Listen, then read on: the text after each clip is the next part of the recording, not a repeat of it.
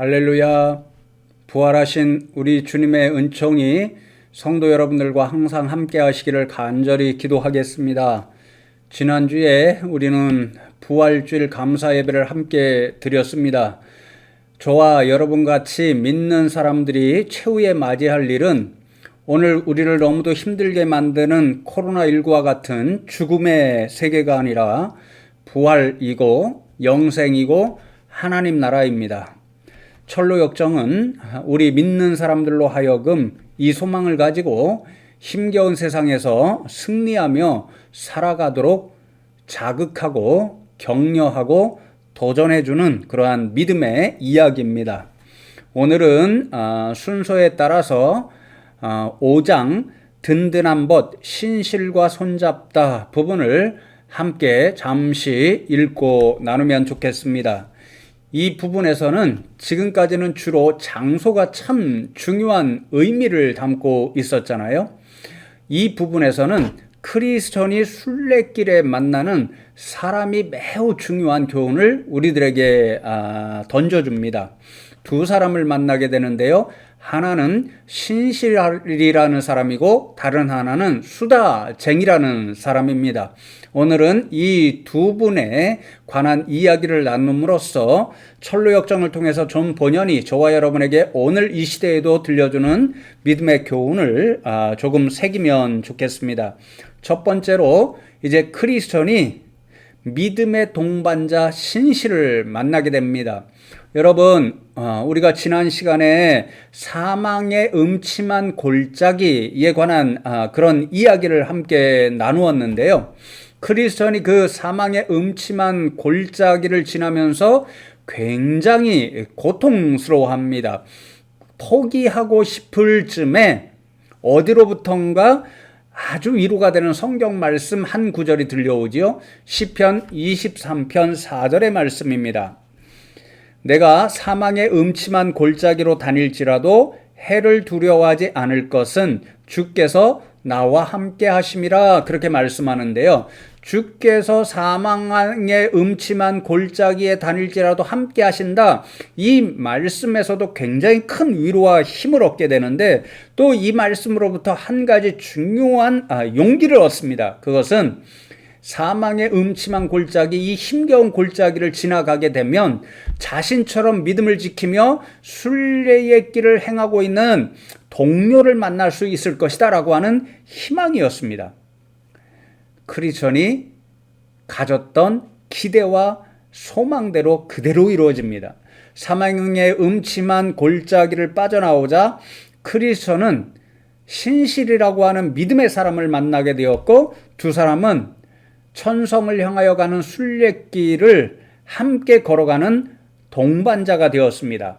크리스천은 그 신실과 함께 가는 그 길의 행복을 이렇게 고백하는데요. 존경하고 사랑하는 형제여, 자네와 같이 길을 가니 정말 좋군. 하나님이 우리의 심령을 누그러뜨려 이 길을 즐거운 마음으로 함께 가게 해 주셨네. 이렇게 고백합니다. 사랑하는 성도 여러분, 저는 이 고백을 들으면서요, 우리 성도님들 사이에도 서로에게 이런 고백이 있는 아름다운 그런 일이 있으면 좋겠다, 이런 생각을 해보았습니다. 여러분, 크리스천이 신실에 대하여 고백하는 것처럼 성도님들 서로는 하나님께서 이 힘겨운 세상에서 순례의 길을 함께 가도록, 믿음의 길을 함께 가도록 허락하신 그런 은혜의 분들입니다.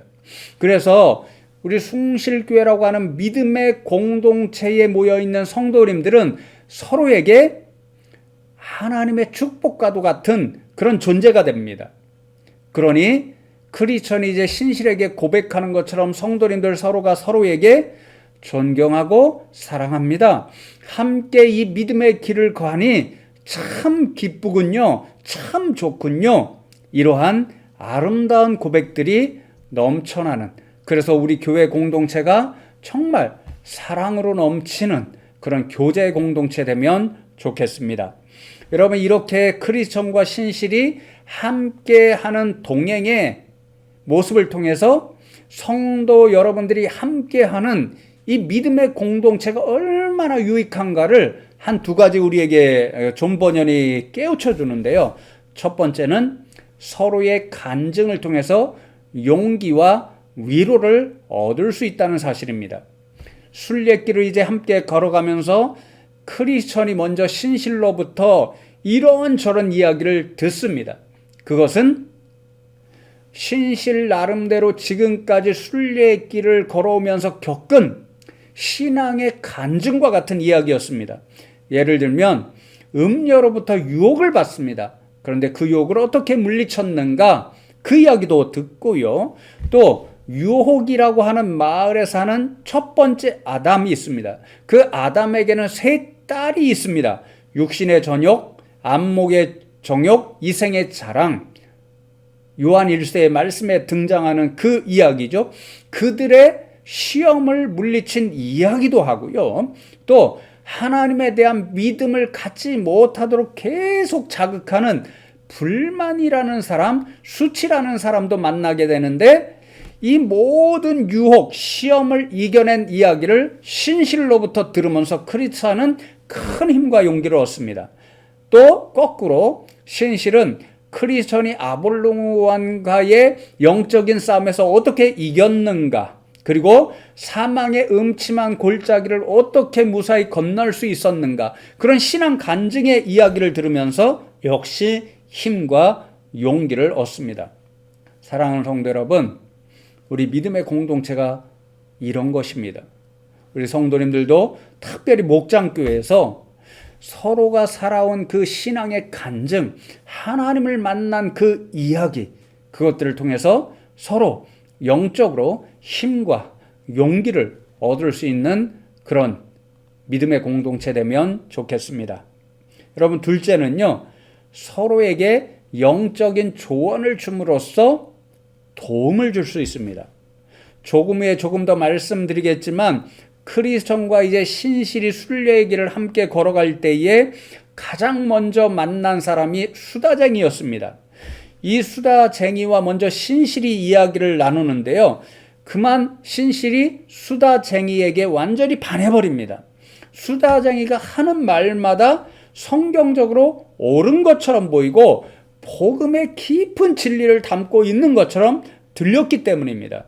그래서 신실은 기뻐하면서 크리스천에게 가서 저 사람 수다쟁이도 우리와 동일한 믿음의 사람이니까 함께 동행하면 서로 힘을 얻을 수 있겠다, 이렇게 제안을 합니다. 그러나 크리스천은 신실의 정체를 알고 있습니다. 어떤 정체를 가진 사람이냐면요, 수다쟁이는 말로만 신앙인입니다. 말로만 복음의 사람이고, 말로만 예수의 사람이고, 말로만 믿음의 사람입니다. 복음, 믿음, 신앙, 예수의 사람, 이런 사람들이 보여줘야 할 행동이 없습니다. 실천이 없습니다. 이런 점을 잘 몰랐기 때문에 신실은 말에 속아서 수다쟁이가 굉장히 신실한 사람인 건 줄 알았고, 그에게 자칫 넘어갈 뻔한 그러한 지경에 처했던 거지요. 크리스천은 영적인 조언을 통해 신실을 도와줍니다. 수다쟁이의 정체를 폭로해 줌으로써 가까이 하면 안 될 사람이라는 것, 수다쟁이와 믿음의 길을 같이 가면 결국 실패할 수밖에 없다는 것, 그것을 깨우쳐 줍니다. 영적인 조언을 통해서 신실을 도와준 것이죠. 앞으로 서로가 서로에게 이런 영적인 조언자가 되어줍니다. 사랑하는 성도 여러분, 우리 교회도 성도님들 여러분 사이에 이런 영적인 조언으로 서로를 도울 수 있는 분들 되면 좋겠습니다. 특별히 각 목장교회에 믿음이 연약한 분들이 있죠. 그 연약한 분들이 믿음이 좀 장성한 분들, 믿음이 굳건한 분들이 영적으로 조언하고 도와주어서 믿음으로 든든하게 세워주시고 믿음으로 날마다 성숙한 길로 인도할 수 있는 분들 되면 좋겠습니다. 이러한 믿음의 공동체 이루면 좋겠습니다. 두 번째로 조금 전에 말씀드렸던 것처럼 이 크리스천은 신실과 함께 가면서 거짓 믿음의 사람 수다쟁이를 만나게 됩니다. 이 수다쟁이의 실체를 조금 더 살펴보면 좋겠는데요. 존 버년은 크리스천의 입술을 통해서 수다쟁이의 실체를 이렇게 정의합니다. 말은 교묘하게 하지만 실상은 아주 한심한 자네, 이렇게 이야기합니다. 수다쟁이는요, 말과 행실이 다른 사람입니다. 말만 있는 사람이라는 거죠. 그래서 수다쟁이의 또 다른 이름이 뭐냐면요, 달변가입니다. 그래서 말을 통해서는, 달변을 통해서는 다른 사람들에게 정말 믿음이 좋은 사람처럼 보여지게 만듭니다. 신실과 함께 이야기를 하면서도 우리 신앙의 유익한 이야기만 나누며 가십시다. 하나님께 대하여 이야기하는 것이 가장 가치 있는 일입니다. 세상의 것은 헛되고 하늘의 것은 유익한 것입니다. 가장 중요한 것은 우리 인생에게 거듭나는 일입니다. 거듭나는 일은 우리 인생의 능력으로는 되지 않고 예수 그리스도의 은혜에 의해만 되는 것입니다. 이것이 바로 복음입니다. 이렇게 이야기합니다. 여러분, 말을 들어보아서는 이 수다쟁이가 진짜 믿음의 사람처럼 들려지잖아요. 지식적으로 대단한 사람처럼 보입니다. 그래서 신실이 수다쟁이와의 대화로부터 완전히 매료되는 거죠. 그런데 수다쟁이의 정체는, 실체는 그렇지 않습니다. 말로만 떠들 뿐이지 그 마음속에 참된 믿음이 없습니다. 하나님께 기도도 하지 않는 사람입니다.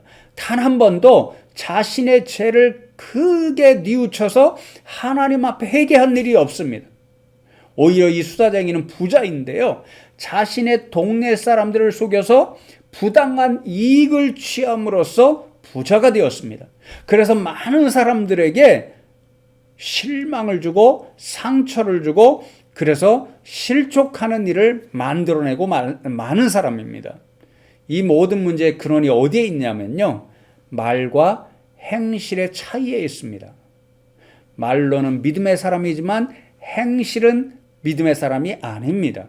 위선자가 되어 버리니까 다른 사람들에게 상처를 주고, 다른 사람들이 보았을 때 아니, 이 사람은 말로는 믿음의 사람인데 그런데 진짜 행실로는 믿음의 사람이 아니네, 위선자네, 이렇게 실족하게 만들어버리고 말았습니다. 존 버년은 그래서 수다쟁이에 대하여 이렇게 결론을 내립니다. 영혼과 육체가 별개인 것처럼 말과 행함 역시 다르다네. 그리고 영혼이 없는 육체가 시체에 불과한 것처럼 행함이 없는 말도 시체나 다름없다네. 신앙의 정신은 바로 행함이라는 사실을 잊어선 안 되네. 이렇게 결론 내립니다. 그러니까 이 존 버년이 철로역정에서 수다쟁이라고 하는 이 은유적 인물을 통해서 저와 여러분에게 주는 교훈은, 참된 믿음은 말에서만 그치는 것이 아니고 우리의 삶에서 행실로 이어져야 한다는 그 사실입니다. 여러분, 존 버년이 공로주의, 율법주의를 가르치는 것이 아닙니다. 그의 가르침의 핵심은 저와 여러분은 믿는 사람으로서 말과 행실, 믿음과 삶이 일치되는 삶을 살아야 한다는 그런 교훈이고요. 우리는 믿음의 모습을 그의 합당한 열매를 통해서 드러내 보여주어야 한다는 거죠. 여러분, 과실, 열매를 통해서 그 나무가 어떠한가가 드러난다라고 하는 복음서의 말씀이 있는 것처럼, 저와 여러분이 삶에서 맺어가는 열매를 통해서 우리가 얼마나 진실된 믿음을 가진 사람들인가, 그것을 드러내 보여주어야 한다라는 거죠. 그래서 여러분, 이 철로역정에서 존 버년이 크리스천의 입술을 통해서 굉장히 중요한 질문을 던집니다. 신실에게 던지는데요, 자네는 말씀대로 살아가는 사람인가, 아니면 말에 그치는 사람인가? 이 사실을, 이 질문을 저와 여러분도 기억하면 좋겠습니다. 그리고 고린도전서 4장 20절 말씀에서 사도 바울이 이렇게 이야기하지요. 하나님의 나라는 말에 있지 아니하고 오직 능력에 있음이라. 이 사실도 기억하면 좋겠습니다. 그래서 성도 여러분께서 하나님의 말씀대로 행하며 사시는 분들 되어서 여러분의 믿음을 삶으로 보여주며 풍성한 믿음의 결실들 맺어가는 귀한 분들 되시기를 주님의 이름으로 축복합니다.